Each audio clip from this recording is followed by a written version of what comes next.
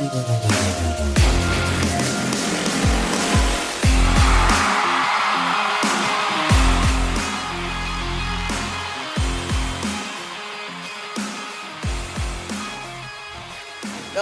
Colts Nation, you know what?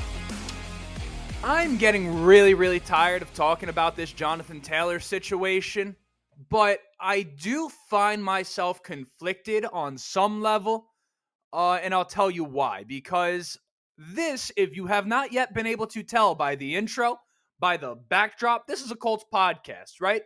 I literally have paintings of men above my bed because they play for these Indianapolis Colts. In fact, one of them is Jonathan Taylor. So maybe we want to get that worked out. I mean, Jim Irsay, at the very least you can do is reimburse me for that painting if you don't pay Jonathan Taylor, right? But on the other hand, I don't want to continue to talk about this situation when there is so much to be excited about with this team. I mean, we have dudes that want to play for us, that are showing up every day at practice, that are working their tails off for us as an organization, for us as a fan base. And I don't want the spotlight that should be on them to go on to a guy who is rehabbing. Whatever he is doing is what's happening. We're all watching it play out, right?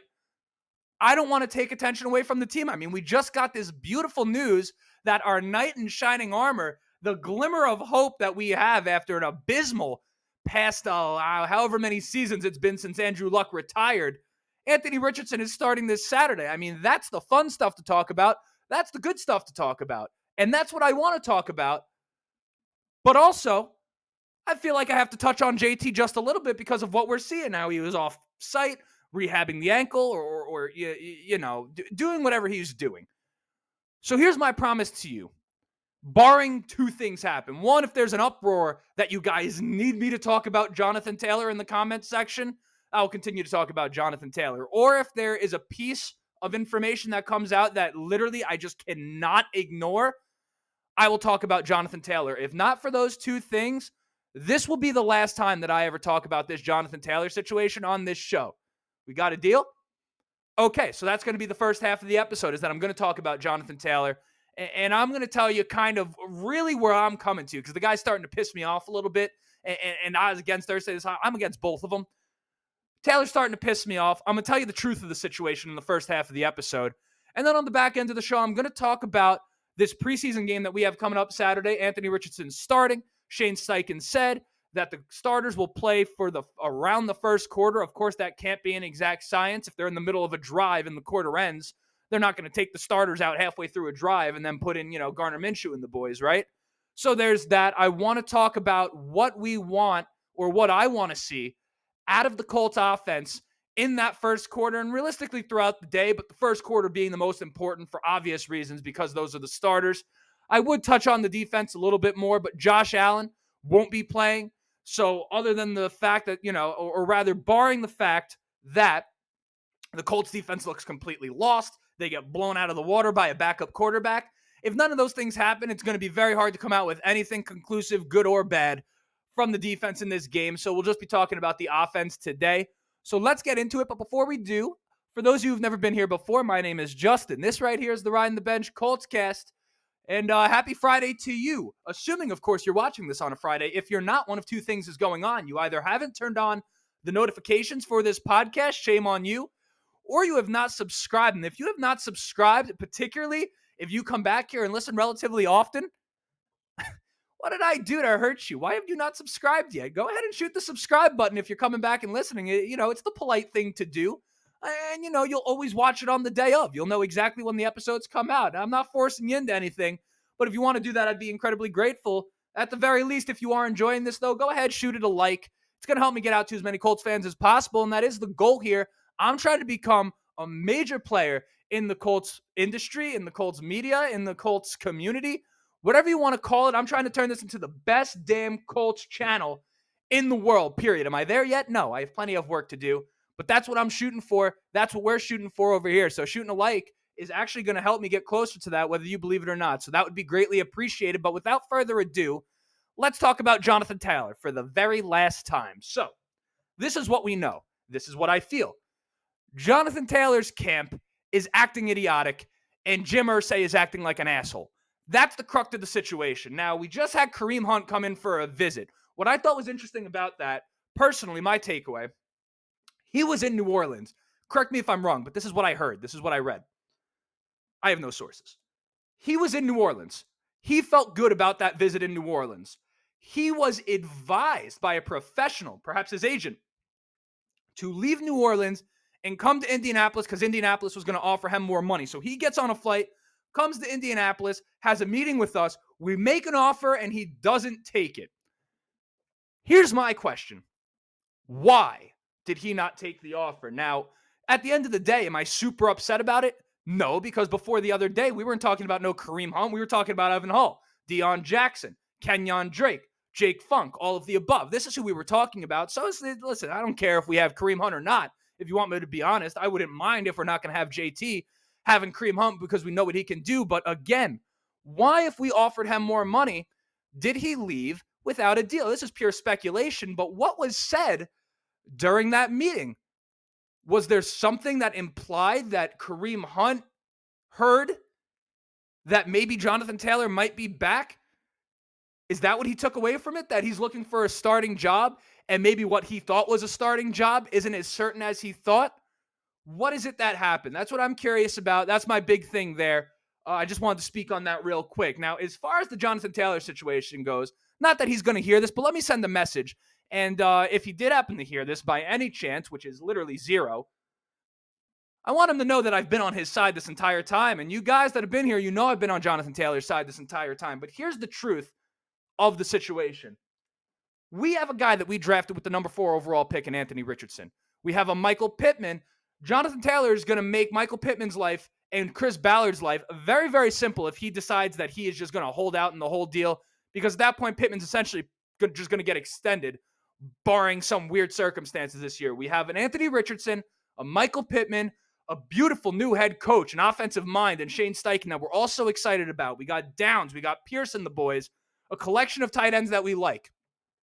In 5 years' time, what Jonathan Taylor needs to understand is that if this infrastructure stays in place and goes the way it looks like it can go offensively, and I think this offense could be way more exciting than people are giving it credit for, in 5 years' time, nobody is going to care that we don't have Jonathan Taylor. And that's just the truth of the matter. The wheel keeps on spinning. He's just another spoke on the wheel. And that's what Jonathan Taylor needs to get through his head. So I don't know if he's rehabbing his ankle. I don't know what the heck is going on. None of us do. That's the problem. We know nothing at all. Is the ankle a little bit more serious than we think? Who knows? Shane Steichen sitting there, more power to him, is still maintaining that he's not practicing because of an injury. And I'm not saying Shane Steichen's lying. I'm not. You ever see Drake and Josh? I'm not calling you a liar. I certainly ain't calling him a truther. He's just doing what he had. What else is he going to say? So that's the thing for Jonathan Taylor. The sooner he gets this through his head, the sooner he's going to be on the field. If Jim Irsay has not offered Jonathan Taylor a bump and pay this season yet, he's a dick. And I say that, I say that with all due respect. I guess I don't. There's nothing respectful about that. That's a dick move. If he's not offering Jonathan Taylor a bump and pay this season, I think that's the least he can do. Jonathan Taylor, on the other hand, if that's been offered to him, like that franchise money, what is that, $11, $12 million? Guesstimate, what does it matter? Point being, if he has been offered that and has not accepted, what are we going to do? What can you possibly do about that? So that's the last time I will be talking about Jonathan Taylor, or the last time I'm going to make an episode about Jonathan Taylor. I'm sure at some point it will be snuck in conversation. How can it not? But that's it. This was the Jonathan Taylor thing. We're done here. Let's move on to the real stuff. Let's talk about this preseason game and what I'm looking for and what I think you should be looking for out of this offense. And obviously, we're going to start with Anthony Richardson. Who else would we start with? So Anthony Richardson, he said himself when he was asked, what's he looking to accomplish, or what part of his game is he looking to showcase this weekend? He said consistency. Now, I like that. And I'm going to add just a piece. I'm going to just piggyback off of what he said. I'm looking for the consistency. I'm looking for the consistency in his footwork. For me personally, and this is just a personal preference, but I've seen myself be right using this indicator too many times. I would like you to take this with you and then judge other quarterbacks based off of it, and I think you'll come to the conclusion that I'm onto something here. I'm looking for consistency in his footwork. You would be surprised how much you can tell about a guy's character, preparation, confidence, readiness for a game time atmosphere just by how well his footwork is looking or how good his footwork is looking in the pocket. Of course, we like the intangibles and the leadership and all of these things. I'm talking about what shows up on the field, on the film. Just turn the volume off. Just look at it. That footwork is so important. And if a guy has good footwork in the pocket, consistent footwork in the pocket, his feet aren't all over the place, he's staying planted, he's not wasting any steps, not wasting any motions, that's a pretty good indicator that a guy is on the right track. So I am going to be looking at, as weird as this sounds, I'm going to be looking at his feet. If you don't know why I find that weird, whatever, good for you. You're an innocent mind. I'm going to be looking at Anthony Richardson's footwork. I think right there, if he's comfortable in the pocket, that's all I need to see. As long as he doesn't throw it into triple coverage or miss by a mile on multiple occasions. For me, that's what I'm looking for out of Anthony Richardson. And, anything else is cherry on top of the sundae. Now, as far as the rest of the offense goes, the offensive line, Braden Smith, Shane Steichen's words, not mine, is dealing with a little ankle, a little knee, whatever it was. He may or may not play, but this offensive line still is going to have most of its starters. And I would like to believe that we all know for a fact that this offensive line is better than what they put out on the field last year. And I'm sure they believe so as well. But they have to come out and show it. We need consistency and protection, particularly with the young man back there and Anthony Richardson. We need push when we try to run the ball, particularly without Jonathan Taylor. You got to make sure that that guy being the running back, is getting a few yards before he's getting hit. This offensive line needs to show that they're going to be consistent. I'm looking to see how they perform against the Bills, who really have a formidable defense. So Anthony Richardson's footwork and the offensive line's consistency and protection, and in terms of getting a push up front, giving the running back a few yards. That's what I'm looking for. And then not most importantly, Anthony Richardson's most importantly. I was just saying that as a transition, and now you're watching me filibuster so I could get my thoughts back together. The tight end position. One, who's going to start? I was at training camp. I saw Ogletree, obviously Jelani Woods, Mo Ali Cox, not sure if they're playing. If they're not, you're looking at Granson, you're looking at Drew Ogletree, and there ain't room for all 8 tight ends that we have, or 7 tight ends that we have on the team right now. I mean, we just cut some tight end that wasn't going to make the roster anyway, but you figure if we cut him, we wouldn't have picked up another one, and we did. So probably room for 4 tight ends on this roster, but that's about where it ends. There's 5 that I could think of that should. You have Jelani Woods, Mo Ali Cox, Drew Ogletree, Granson, and Will Mallory. One of those guys is not going to be on this team. My guess, no disrespect, is Mo Ali Cox, not because of his talent, although I don't think he's anything spectacular.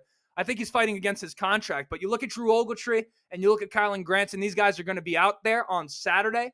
Which of them is going to be able to produce? Who's starting? All of these things. We know there's going to be tight end targets in this game because we know that's what Shane Steichen likes to do. So let's see how that goes. And as far as if you've ever played fantasy football before, you know that it doesn't really matter in the first quarter. This is why I'm saying this. I'm a little disorganized. I'm discombobulated right now.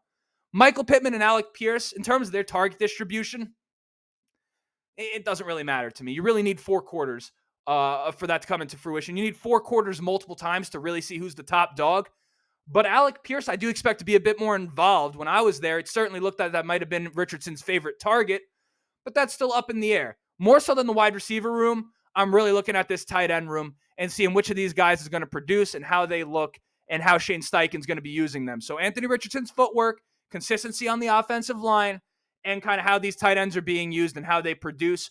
Those are the 3 things I'm looking for out of this offense going into this game against the Buffalo Bills. And with that, that's the entire episode. I'll be back tomorrow after the game. The game's going to happen. I'm going to immediately record and then get it uploaded to you as quickly as I possibly can. I'll be giving you my takeaways, reaction, the whole bit. And, we'll see there. So until that time comes, thanks for listening. I mean, you made it all the way. I appreciate you so much. If you haven't dropped a like yet, now's the time. Subscribe as well. My name is Justin. This is the Ride in the Bench Colts Cast. Go Colts.